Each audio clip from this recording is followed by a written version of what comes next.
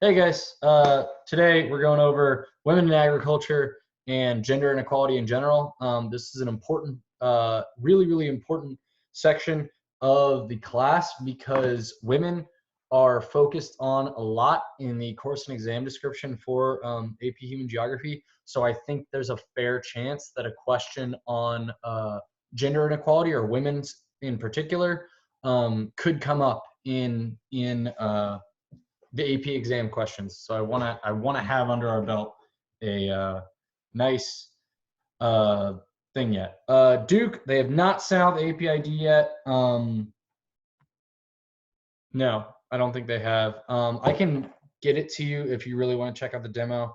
Your AP ID will come out. Will be sent to you on Sunday, 2 days before the exam, and the exam is on Tuesday. Good thing to know for this. Hey, log in for AP testing.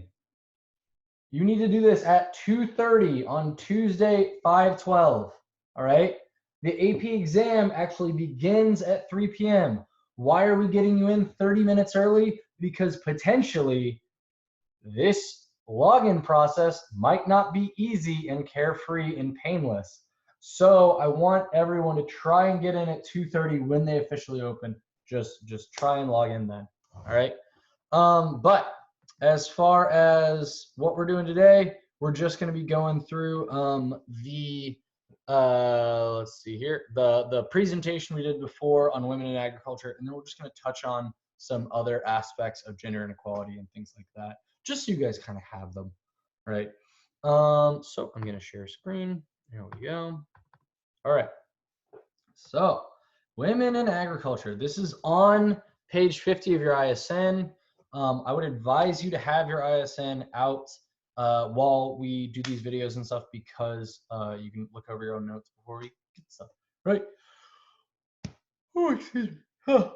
Why are so women important to agriculture? First of all, we wouldn't have enough people to work in agriculture if we didn't have women, because you need women to procreate. All right, we need women to facilitate the expansion of our species. So that's right at the top. You need women to procreate. All right. Also, they're a huge part of the workforce in less developed countries, okay? Women make up 43% of the agricultural workforce, which definitely goes against that commonly held idea that most farmers, I mean, not most farmers, but nearly all farmers are men, right? Purely men. And that's not the case, because if you guys have ever actually been to a farm or you've seen movies about farms, set on farms, things like that, even though the people who are considered the farmer are the man in the relationship a lot of the time, if there's a woman there, she's doing a lot of work for the farm consistently. So women make up a large portion of the agricultural workforce today, okay? 43%, nearly half, okay? Many do this while also being the head of the household. So they're the ones who actually, they work on the farm while also taking care of the kids. They work on the farm while also teaching all the kids, all right? It's a really hard job, and women are forced in a lot of cases to be in charge of the household. So they're in charge of household work like cleaning, cooking, things like that, while also being forced to work on the farm, just due to economic necessity of the man of the house doesn't make enough money to be able to hire someone else to work for him. But at the same time, the woman in the house still needs to help because they still need that work. So because of gender norms, right? If we go all the way back to culture right now, gender norms generally cause women to be seen as being, the head of the household, right? They do the cooking, they do the cleaning, they do things like that, right? Those gender norms are put there without really thinking of the fact that women also have to help, right? Help raise money for the family, help help actually run a farm and things like that. So this idea that the idea that people have that women aren't the farmers in places is inherently false, and it's based on these false gender norms that don't take into account that women are also expected to do everything else, right? So it even happens in America today. Right now, my wife is out of work. She works in a service industry that's shut down right now, and she can't go back to work yet. Mostly because I am, immunodeficient, right? I You guys saw how sick I got this year where I had to leave school for a week, which was a huge problem.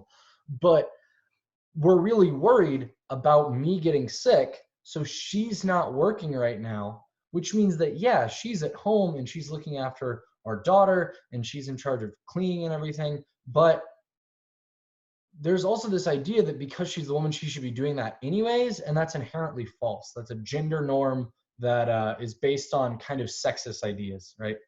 So you can see here, right, on the right side, the female share of population economically active in agriculture. We see that, in Latin America and the Caribbean, it's fairly low. It gets higher as we get into sub-Saharan Africa, North Africa, and then South Asia and East and Southeast Asia, right? To where it's getting up to nearly 50% for East and Southeast Asia and sub-Saharan Africa, right? Which are hugely productive agricultural regions, right? The amount of food that comes out of sub-Saharan Africa is immense, right? The amount of food coming out of East and Southeast Asia is immense, right? So these places we're seeing, over 30%, all right? And the number is rising in all of these cases. The number of women in these agricultural workforces are rising, and it's only going to become more and more equal as time goes on. And then we can see here, as far as Africa goes, right, share of rural households that are female headed, AKA the man has either been killed or left the family completely. That's 25%, to where, in places where the traditional family structure is still the norm, right, where there's a man and a woman and their children, over a quarter of the families do not have a man around. So it is up to the mother completely to provide for the family economically and to do all of the housework and everything else, right? So women are incredibly important. That's something we really need to internalize for this, okay?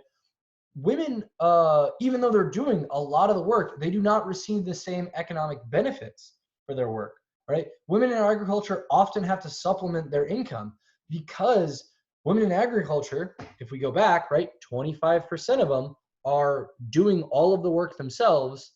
So they might not have enough time to actually have a larger farm. So they're not going to make enough money to actually support their family. So they have to both have a farm and then also go do something that's maybe more economically productive, but it doesn't make as much food for the area, right? So they might go do sewing. They might go clean for another family that's richer or better off.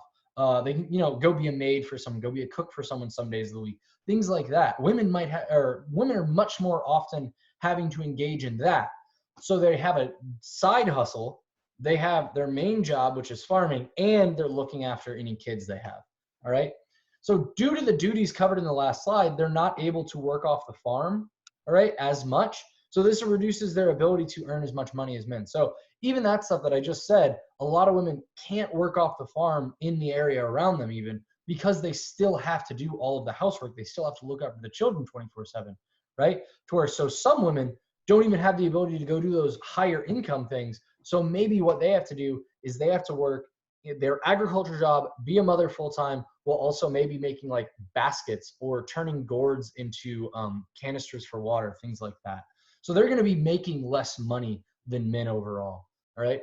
So if we can see here, prevalence of part-time work and rural wage employment, all right, in Ecuador, right, Latin America, we are seeing a huge high amount of women, right, more women than men, getting almost up to 40% of women are having to do extra jobs, to do an extra job in addition to being a farmer.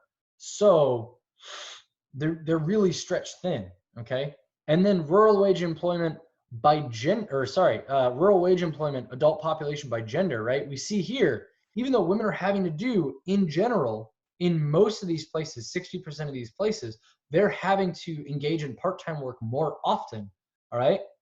The rural wage employment to where they can actually get money from a job very consistently. And it's not about selling their own goods they make or anything like that.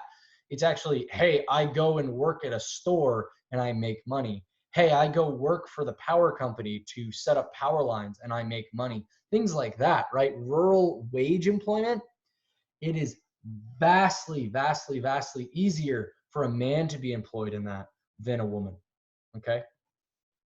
And then as far as agribusiness goes, right, where people are working for a wage, but, or working in the agricultural section for a wage, right? In that, the majority of women make up the majority of the workforce in many places, but at the same time, agribusiness owners are rarely women.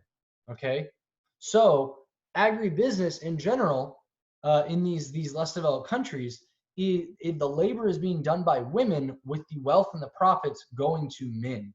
All right, so in Kenya, okay, for bananas, 40 to 70,000 people in the industry, and 75% of them are women. All right. Colombia, 75,000 people in the flowers industry, 60 to 80% of them are women.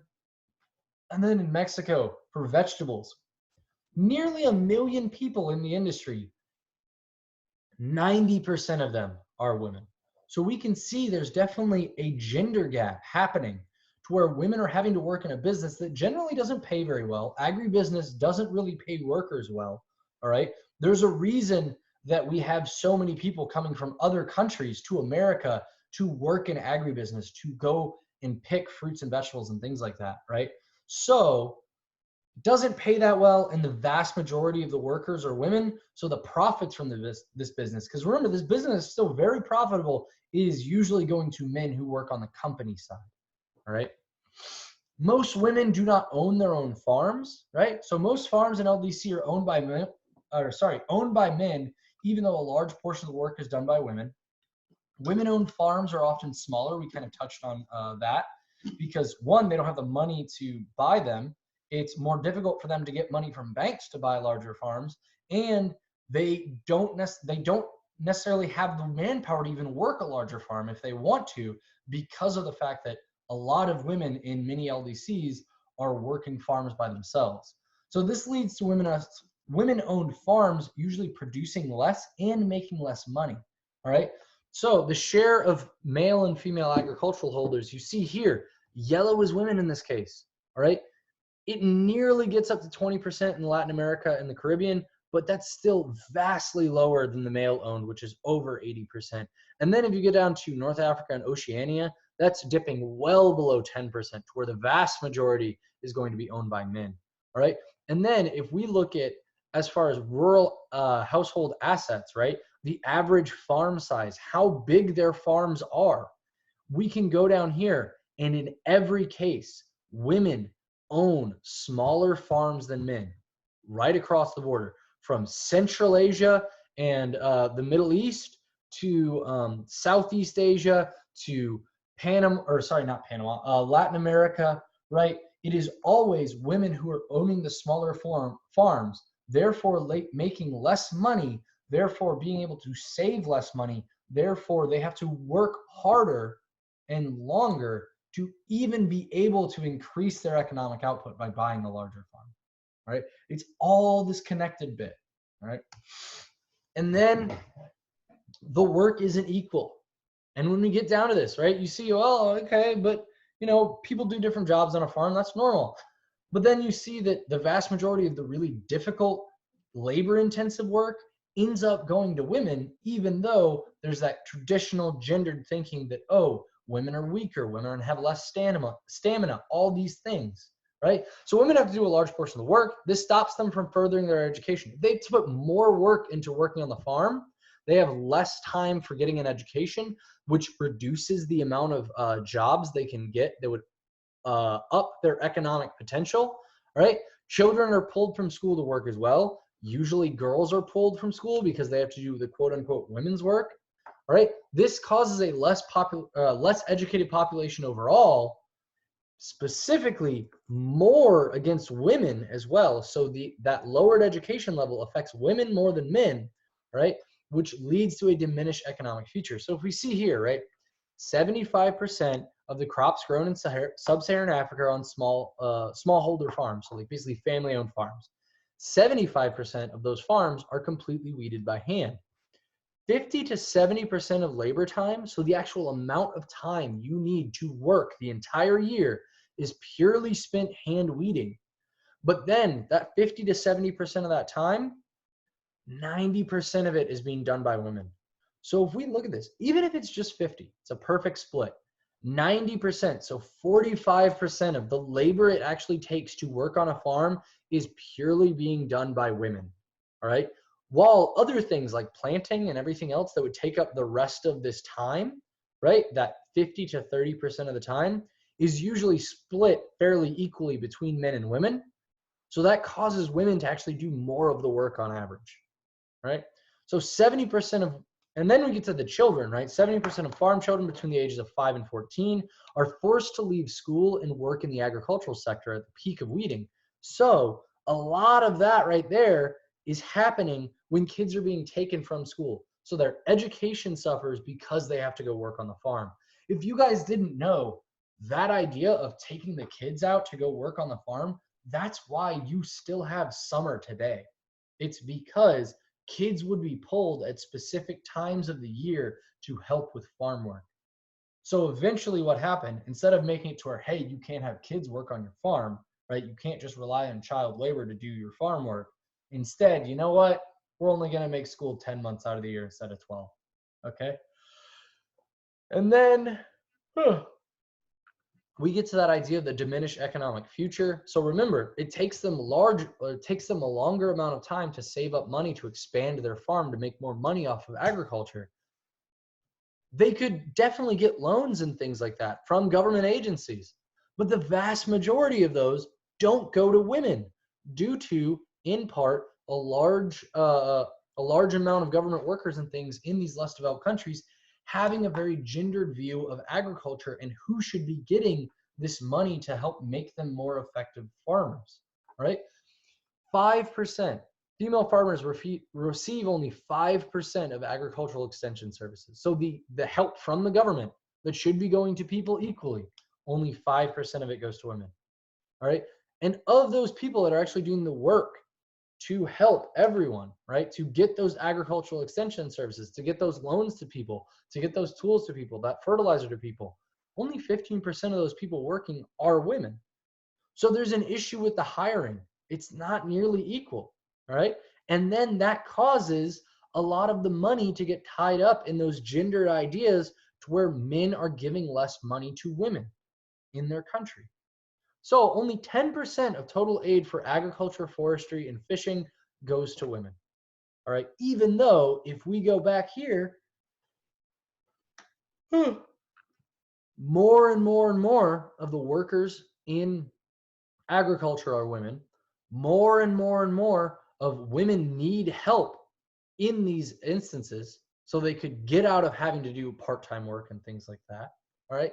And then we look here, more and more and more of men are the people who actually own things, but the women are still doing half of the work, if not more. All right. So it's this issue where everything kind of piles up on top of each other, where you end with a really big pile of issues for women in agriculture in less developed places. All right. Yeah, and this is what I was just getting at. Women get less access to credit. Credit's the ability to take out a loan to benefit their farm. This could be money to buy new tools, more land, fertilizer, pesticide. This impacts how productive their farming is. So in many places, right, in most of the places on this graph, men are getting more access to credit, all right, to improve how well their farm produces fruits and vegetables and food, right, which would then allow them to make more money in this economic system we have. So you can see here, it is not equal at all. Now, there are some places where, like Ghana, where women are actually getting an equal amount, or Panama, where women are getting the tiniest amount more, right? Average amount of women that are getting this credit. So it's kind of cool. It gets into the idea that some places are getting better and helping out their women more, right? So this gap between men and women basically changes or causes a 20 to 30% difference in how much food each farm actually produces. Right? The yield gap between men and women averages about 20 to 30%. So how much food they get from their farm is a difference of about 20 to 30%, mostly due to differences in resource use. All right? So all those economic things that are holding women back are going to affect their agricultural output, which is really interesting because an increase to a woman's income of $10 achieves the same improvements on children's nutrition and health as an increase to a man's income of $110. And the reason for this, it really comes down to those ideas of like gender roles and things like that and gendered pursuits, to where men are more likely to take money they make and use it selfishly, where they, might go buy alcohol, might go bet money on games of chance or races or things like that. Or they might just spend it on things that they would want rather than things the family needs. So they might go spend some of that money to make sure that they get a TV, or they have nicer clothes, or they have access to a newer motorcycle or car. Okay. So basically, men are not helping the family as much as women when it comes to increases in their monetary wealth, right? Given equal access to resources as men. So basically, if women had the same amount of resources as men, had same access to credit, and were getting an equal amount of credit and things like that, this would boost total agricultural output in developing countries by 2.5 to 4%, right? And that's probably why this idea right here, that if you boost women, you will boost the agricultural output.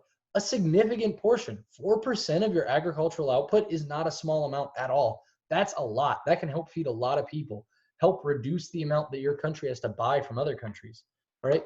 And this might be the reason why Panama is getting to where women are getting more credit than men. Ghana is getting to where women are getting more credit than men. It's because they understand that if they can get women more access to these resources, they'll drastically help their whole country. This additional yield could reduce the number of undernourished people. So people who don't have enough food, which we had a Socratic seminar on, right? What's happening with the population compared to our food supply? We talked about that. If we just got women that boost and we made it to where women were more equal to men, right? That would reduce the amount of undernourished people, hungry people in the world by 100 to 150 million people, or 12 to 17% of people that are undernourished and hungry on our planet, right? So it'd be a general huge benefit, okay? So go over those questions real quick for yourself, right? Why are women so important to agriculture? They do a massive amount of the work. Where does a gender gap in agriculture exist? It exists on the economic side. Who owns the farms? All right. Who's able to work off of the farm and make more money for the family, right? Who's able to get access to credit? That's where we're seeing the really big gender gaps. Also things like hand weeding, right? And then what are the impacts of the gender gap on agriculture? It's really reducing the amount of food that is being produced in agricultural systems all around the world. All right, so that's really it for agriculture. We did talk a little bit more. If we go into the modules, right, we can go on down to past all the distance learning sections, right? What is it, 8? No, it's 7 weeks now. Today is 7 weeks of distance learning and all that. Go past all that, and we get into industry and economic development, and then we get to those human measures, or measures of human development, right? A big one. Oops, sorry guys, not measures of human development. I needed measures of, oh, come on. There we go. Women in economics, right? This one was really important because this got into the idea that all of these systems that have been put in place by culture over the years are affecting men and women, right? And it's affecting how women are, there we go. So this video right here is really, really great. It gets into the idea of, hey, if we can up the amount of landowners that are women, that'll help us out a lot, all right? Basically, the status of females correlates to the level of development in a country, okay? So how does gender affect development? And really, we want to focus on the current stuff because that's probably what they're going to focus on more on the test, all right? Gender inequality index can be affected by gender development, right? To where the reproductive health, like the maternal mortality ratio, basically how many women die in childbirth, the adolescent fertility rate, how many women have children under the age of 18, all right? And then empowerment, how many women share parliamentary seats, basically how many women are in government, and then how many women are taking part in the labor force officially, like how many women get wages and things like that instead of doing side work or working on a farm, right?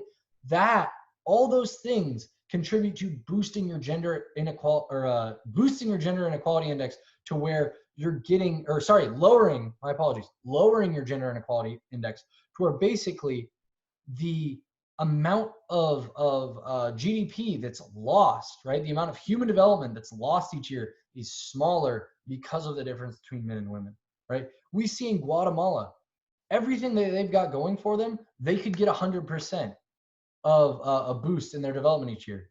But then, due to the fact that they have such gender inequality in Guatemala, over half of their development is lost, and you've only got that little bit left because the gender inequality is so high. So Guatemala has a 53.3% loss of human development, of people being better off in their country due to the fact that women are kept down compared to men. All right. But then we look at Sweden, one of the most developed countries in the world, and they have a very small amount of loss. They're losing only 5% of their development each year due to gender inequality, right? So, and like, here's the thing, that 5%, that's still a lot. That's still like, that's a lot. That's if for every $20 you made, you actually only got 19 of them, that'd be a bummer. I'd be ticked off if I lost 5% of my income purely because the women I worked with weren't being treated right. So it's all connected, right? We can see here the maternal mortality rates, right? You can see that in most areas, right, most areas that are more developed, it's very, very low. Basically, very low amount of women are dying to childbirth.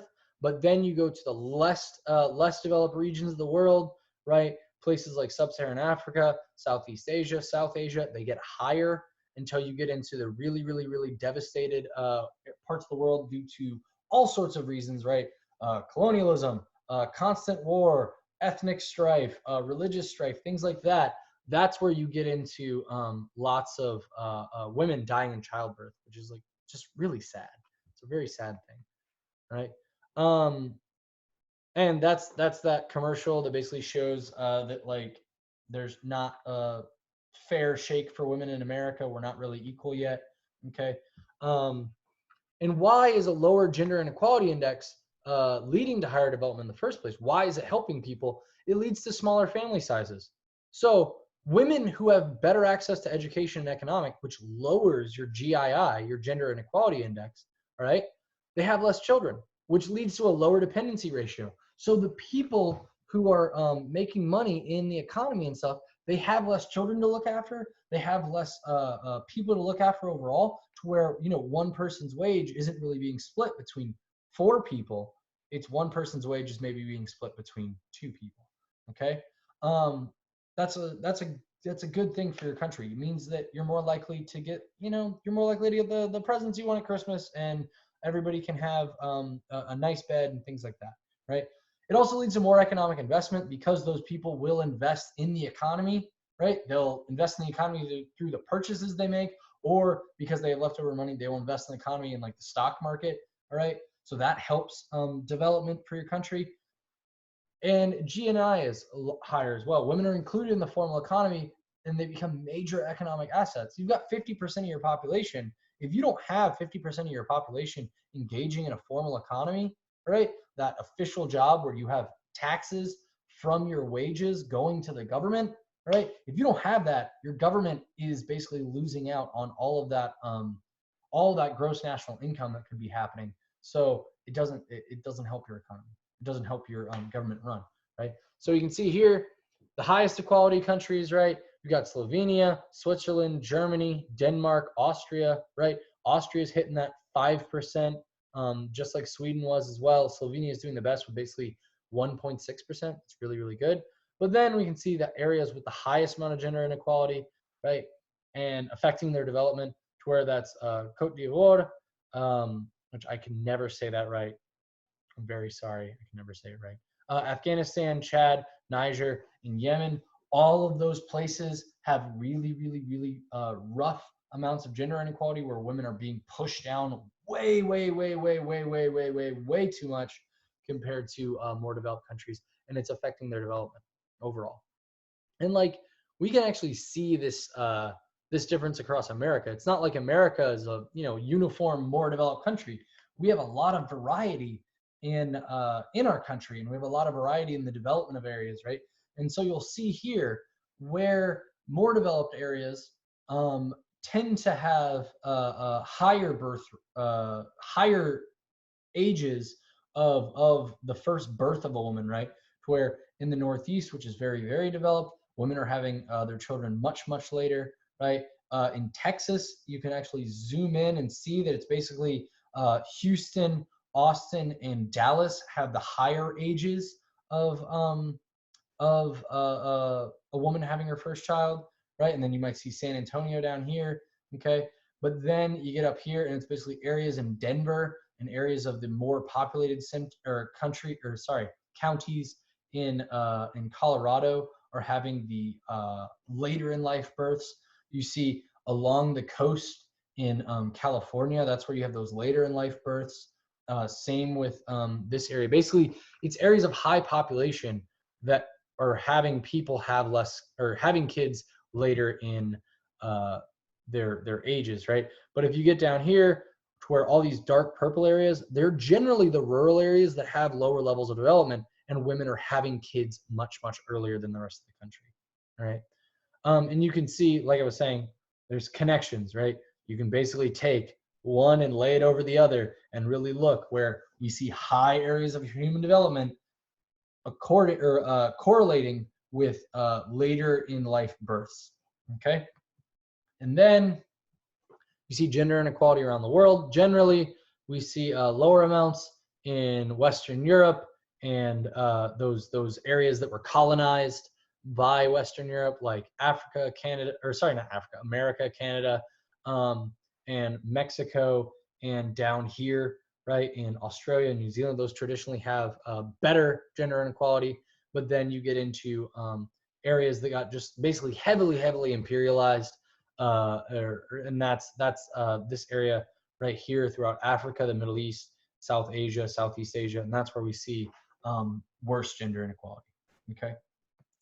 Oh, and then also Russia. Basically, Russia under the Soviet Union, it was really interesting because there was all these things that were basically pushing for women to be considered more equal under Soviet rule because they were communists, and in communist thinking, women and men are perfectly equal. There's no difference between them. They could have had plenty of women leaders in Russia, but at the same time, Russian culture, right, disconnected from communism, the political ideology, Russian culture is very sexist, and that definitely affected how people in the USSR saw women and how they approached raising women's development and all that. So that's kind of why Russia's still in this midsection rather than being more developed like Western Europe. Okay. So there are more jobs for women, right? Many non-governmental organizations have helped women find jobs outside the home, which is great because it increases their employment opportunities.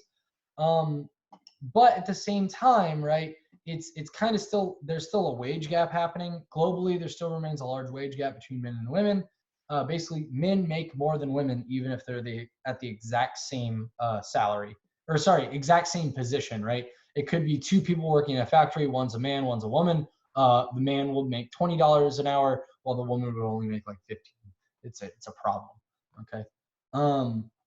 One thing that can combat this is that increased educational opportunities. Women are more prepared to work outside the home. Also, women are actually making up more and more of the higher education students now, to where in America, the majority of college students are women.